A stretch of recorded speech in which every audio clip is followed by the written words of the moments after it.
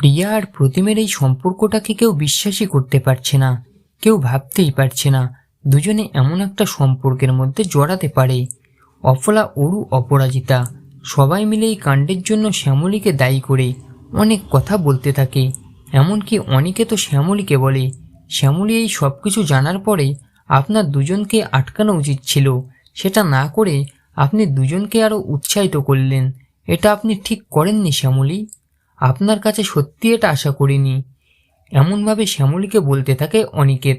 তখনই চিৎকার করে ওঠে প্রিয়া আর বলে, সবাই চুপ করবে প্লিজ, আমি নিজে থেকে সব কিছু করেছি, শ্যামলীদি কোনো কিছুই করেনি।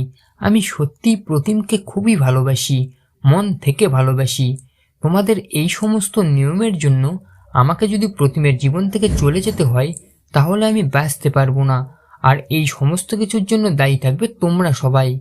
প্রিয়া এই কথা বলতেই প্রচণ্ড রেগে যায় তার মা আর বলে, নির্লজ্জ মেয়ে একটা, এত বড় একটা অপরাধ করার পরেও লজ্জা নেই, বড়দের সামনে ছি ছি, আমি ভাবতেও পারছি না।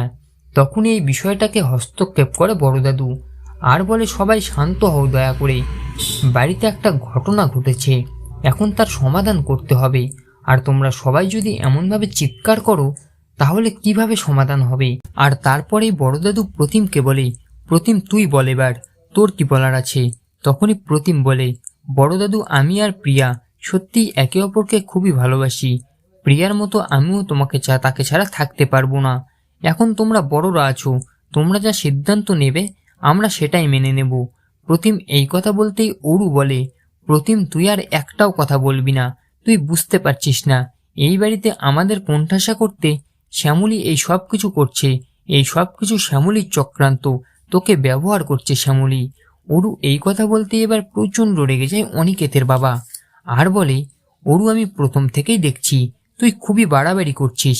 প্রিয়া প্রতিম দুজনেরই যথেষ্ট বয়স হয়েছে, তারা কেউ ছোট বাচ্চা নয়, হয়তো বারবার করে শ্যামলীকে দোষারোপ করবি না। প্রিয়া প্রতিম যদি একে অপরকে ভালোবাসে, তারা যদি বিয়ে করতে চায়, আমাদের কি করার আছে, এটা ওদের সিদ্ধান্ত। আমার মতে ওদের দুজনের এই সিদ্ধান্তটাকেই আমাদের সম্মান জানানো উচিত। তবে এখানে বাবা কাকা বাড়ির বড়রা সবাই আছে, তারা দেখবে কি করবে। তো বন্ধুরা, শেষমেশ প্রিয়া আর প্রতিমের এই সম্পর্কটাকে মেনে নিল অনিকেতের বাবা।